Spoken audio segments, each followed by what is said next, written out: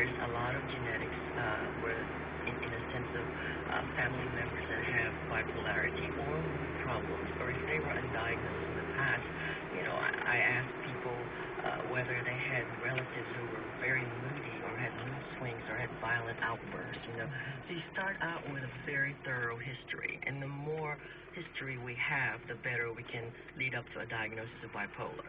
When we talk about brain chemistry, though, and I think Thomas too was saying, are there changes in the brain that are observable through tests or scans or lab work? They're starting to move along in that direction.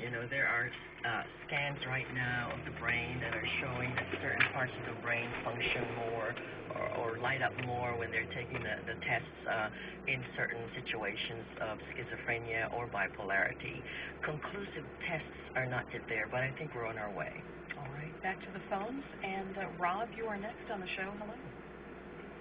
What a wonderful show, and what a wonderful thing for Professor Jones to do and talk about his bipolar. I, too, am bipolar, and I'm back in school as an adult, and something that I struggle with every class, every term, at the beginning of every class when we get a syllabus, and there's an ADA statement on there.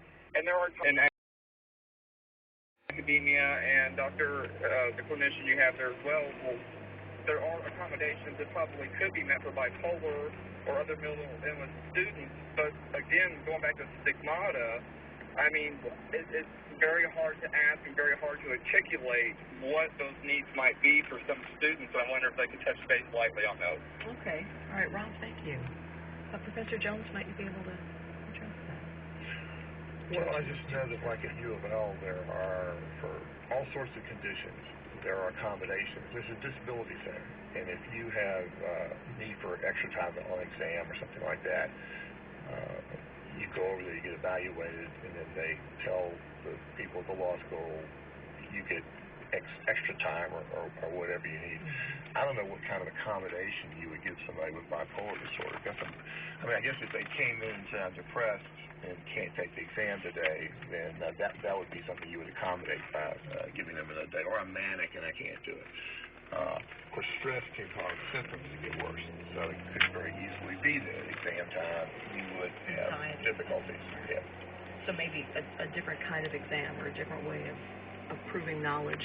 Or at least have an administration which is open to, if you've got the illness and you say you need a delay in taking your exam, they're willing to do that. Okay. Marcia, you wanted to? I just wanted to add that I think with the ADA that the accommodations can be very individualized. So by going through the Disability Center and having a good idea of what you might need to take an exam to make your way through whatever the program might be. For example, I know some individuals, when it does come test time, they go to another room. They're given a room where it's quiet, there aren't other people around. Because the stress of an exam throws all of us off sometimes when we're taking an exam, but if we have that quiet, then sometimes it's a little easier to concentrate and not be bothered by our symptoms. The biggest problem is getting people to say they have an issue. We have a student at the law school who's very public about having bipolar disorder, and I don't know what accommodations he's given test-wise, but I know he's done well in school. So. All right. Rob, thanks very much. And let's talk next with Lisa. Hello, Lisa. Hi. Yes. I just wanted to say